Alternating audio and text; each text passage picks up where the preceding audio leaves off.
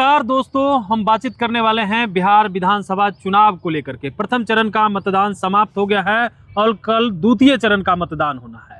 लेकिन उससे पहले हम उन विधानसभाओं की चर्चा करने जा रहे हैं जहां जहां ज़्यादातर हम घूम करके आए हैं। अक्सर जगह गए जहां ये जाने कि इस बार किसकी क्या स्थिति रहेगी, और हम विस्तार से चर्चा करेंगे कांग्रेस पार्टी को लेकर के कि कांग्रेस कहां कहां मजबूत है। हालांकि कई विधानसभा घूमे, वहां जाने, लोगों से बातचीत की कि इस बार क्या होने वाला है, किसकी सरकार बनाएंगे, तमाम चीज़ों पे चर्चा किए थे।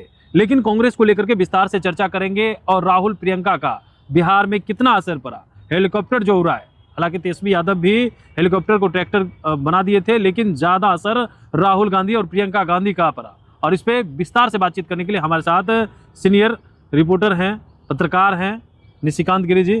क्या कहेंगे हम लोगों ने जहाँ जहाँ घूमा और खास करके कई विधानसभा गए, लेकिन उन विधानसभाओं में से कांग्रेस किन किन विधानसभाओं में आपको लग रहा है कि मजबूत नजर आ रही है और इस बार सीधी टक्कर बीजेपी, चिराग और जदयू को दे रही है? बाकी आरएलएम और मांझी जी से तो कांग्रेस की कहीं टक्कर है ही नहीं तो सीटों पर तो करीब कमलेश जी कई हम लोगों ने करीब 20 विधानसभा क्षेत्र हम लोगों ने ऐसा था हम लोगों का जहां हम लोग साथ में गए, और वो सारा विधानसभा कांग्रेस का ही था। लगभग 10 विधानसभा, 9 विधानसभा लगभग पहले चरण का था और दूसरे चरण में हम लोग 11-12 विधानसभा गए जहां पे कांग्रेस जो है मजबूत स्थिति में दिख रही थी। उसमें से देखिए हम लोगों ने सीमांचल की बात कर लें जहां पे कांग्रेस एकदम बहुत ही मजबूत स्थिति में है। हम लोग अमौर गए, बहादुरगंज गए, किशनगंज गए, आपको क्या बोलता है, कोढ़ा गए, कदवा गए, आपको कसबा गए, जहाँ पे कांग्रेस की मजबूत स्थिति जो है वो देखी जा रही थी। हाँ। फारबिसगंज भी गए हम लोग, हम लोग अररिया भी गए। अररिया हालांकि कांग्रेस की ही सीट है। हाँ, तो इन सभी विधानसभा में कांग्रेस जो है एकदम मजबूत स्थिति अपनी बनाई हुई है, मजबूत पकड़ है।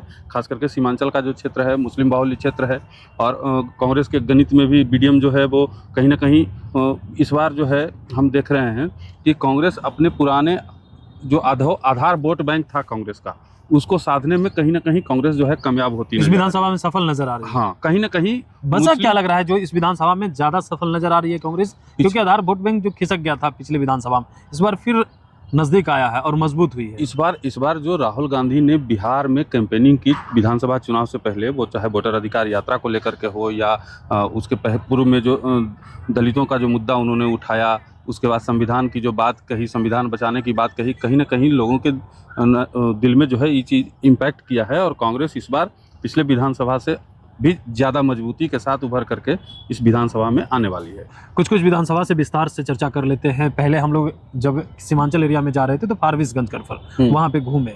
वर्तमान विधायक वहाँ से बीजेपी के हैं, लेकिन लोगों में जो नाराजगी दिख रही थी वो दिख रहा था कि विधायक जी अपने क्षेत्र में कितना काम किए थे, और हम लोगों ने वो चीज़ दिखाया भी। वहाँ पे क्या लग रहा है, हर तबके के लोग कहीं ना कहीं वो नाराज नजर आ रहे थे, कह रहे थे कि हमने विधायक जी को मौका दिया कि क्षेत्र का विकास हो, लेकिन विधायक जी क्षेत्र का विकास नहीं करके सिर्फ अपना विकास किए। तो ये मुद्दा कहीं ना कहीं इस बार विधानसभा में ज़्यादा नजर आ रहा है। लोग जो बार बार कहते थे कि चेहरा देख करके वोट करेंगे, हमने काम किया है, फलना नेता काम करते, इस बार जनता ने कहा नहीं, हमारे क्षेत्र का विकास होगा तभी जो है बिहार का विकास हो सकता है। और राहुल गांधी इसमें ज़्यादा सफल नजर आए इसलिए क्योंकि उन्होंने कहा कि आपके क्षेत्र का विकास होगा। दलित की बात की, आपने पिछड़े की बात की, संविधान बचाने की बात की, तो वो उन क्षेत्रों का था जिन क्षेत्र में ये समस्या आ रही है, जो देखने को मिल रहा है। खास करके दूसरी चीज भी ये भी है कि बीजेपी की जो राजनीति है, जो पैटर्न है राजनीति का, हिंदू मुस्लिम का, मंदिर मस्जिद है, इस बात से मुस्लिम समुदाय में काफी नाराजगी है। जहाँ भी गए, हिंदू समाज में भी नाराजगी है कि हिंदू मुस्लिम से हमें रोजगार नहीं मिला। आप भी गए, हम भी गए, हर जगह लोगों के दिल में जुबान पे एक ही बात था कि बीजेपी धर्म की राजनीति करती है। धर्म की राजनीति करने से पेट नहीं भरने वाला है किसी का। धर्म कोई पकड़ के बैठे, ठीक है, हम अब किसी और धर्म के मानने वाले हो सकता है, कोई और धर्म के मानने वाले हो, धर्म अपनी जगह है, लेकिन धर्म से आदमी का पेट नहीं भरेगा। लेकिन इस चुनाव में ये भी देखने को मिला कि जब मोदी जी आए, अमित शाह आए, तो पुरानी बात करते हुए नजर आए, लेकिन राहुल गांधी और प्रियंका गांधी आई तो यही बात को दोहरा रही थी कि संविधान को कैसे बचाया जाए, यहाँ के युवाओं को रोजगार कैसे मिलेगा, बिहार के युवाओं, बिहार का विकास कैसे किया जाए, इन चीजों पे चर्चा हो। तो लोग के जहन में ये बात आई कि हर बार हिंदू मुस्लिम करके कितनी बार इन लोगों को जिताते रहे, मेन मुद्दे पे बात ये लोग नहीं कर पा रहे हैं। हाँ, हिंदू मुस्लिम करके जी जा रहे हैं चुनाव, उसके बाद देखने के लिए भी पलट के नहीं आ रहे हैं, कौन किस स्थिति में है ये देखने भी नहीं आते हैं। गरीब गरीब है, अमीर अमीर होता जा रहा है। लोगों के दिल में ये बात जो है वो घर कर गई है, अमीर अमीर होता जा रहा है। से जो ये किया बीजेपी की जो रणनीति है उसके हिसाब से तो यही लोगों को यही लगता है कि बीजेपी जो है बड़े घरानों को सपोर्ट करती है, बिजनेस घरानों को सपोर्ट करती है और गरीबों पे ध्यान नहीं देती है।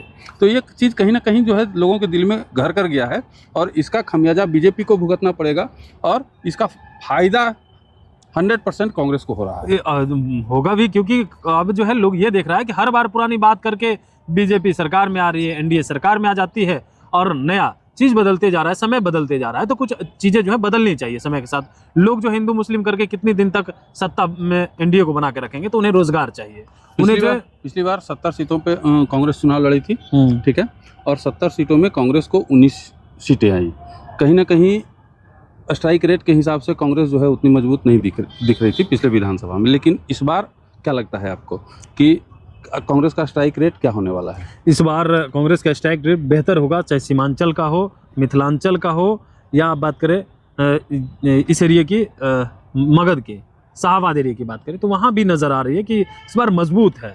बात करें जहाँ से प्रदेश अध्यक्ष है राजेश राम कुटुंबा, वहाँ भी मजबूत नजर आ रहे हैं, लोगों ने सराहा है। कदवा में भी मजबूत हैं, विधायक दल के नेता हैं वहाँ पे, लोगों ने कहा है कि काम किया है, वो थे तभी क्षेत्र का बेहतर विकास हो पाया कस्बा में आपको हालांकि लोग पटना में बैठ के लोग कह रहे थे कि सीटें बेची गई, सीटें बेची गई, लेकिन कस्बा जब हम गए तो कस्बा में जाके हमें ये पता चला कि नहीं, जमीनी स्तर के नेता को टिकट दिया गया है। लोग चाहते थे कि जमीनी स्तर के नेता को टिकट दिया जाए और खूब अच्छा माहौल वहाँ पे। इससे पहले जो विधायक थे उनके एंटी कन्वेंसी वहाँ नजर आ रही थी, लोग नाराज थे लोगों, कुछ काम नहीं किए, लगातार मौका दे रहे थे।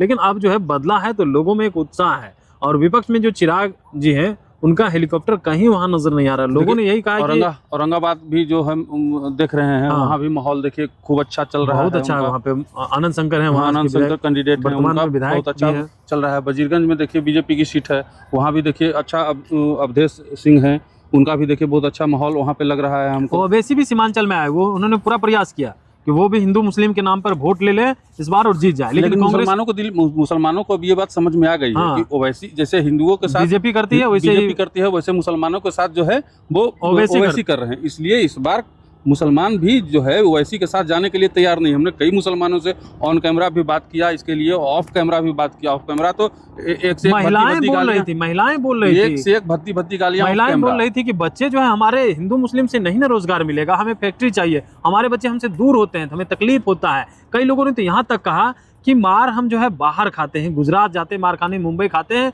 और यहाँ के नेता देखते नहीं है, समझते नहीं है। कुल मिला के अगर हम ये कहें कि इस बार कांग्रेस का स्ट्राइक रेट, चूंकि ये सवाल जो है छूट गया, कुल मिला के कांग्रेस का स्ट्राइक रेट इस बार जो है हमें जो लगता है कि 50% से ऊपर स्ट्राइक रेट कांग्रेस का रहने वाला है, बेहतर रहने वाला है। हाँ, इस बार पिछली बार की तुलना में काफी बेहतर रहने वाला है। और जिस सीट पर पिछली बार कांग्रेस लूज कर गई थी, वो बहुत सारी ऐसी सीट है इस बार जीतने जा रही है। इसकी वजह से कांग्रेस मजबूत नजर आ रही है। मगध में भी हम लोग, और ये राहुल गांधी का यात्रा है, इसी वजह से ये मजबूत, चाहे वोटर अधिकार यात्रा हो या जो प्लान रोको यात्रा है वो के उससे भी फायदा देखने को मिला। हालांकि लोकसभा में भी देखे थे, जिन क्षेत्रों में वो घूमे उस क्षेत्र में वो लोकसभा सीट जीत करके आए थे। और इस बार भी नजर आ रहा है कि जहां जहां घूमे हैं और कांग्रेस की जो सीटें हैं वो सीट पर मजबूत हैं। जहां लगा था कि लड़ाई कहीं नहीं थी पिछले बार, इस बार सीधी लड़ाई है और टक्कर जबरदस्त है। हालांकि जीत हार अलग चीज है, जनता अपना मत देती है और किसे चुनती है नहीं, ये अलग बात है। लेकिन ये दिख रहा था जनता में एक जो रोष है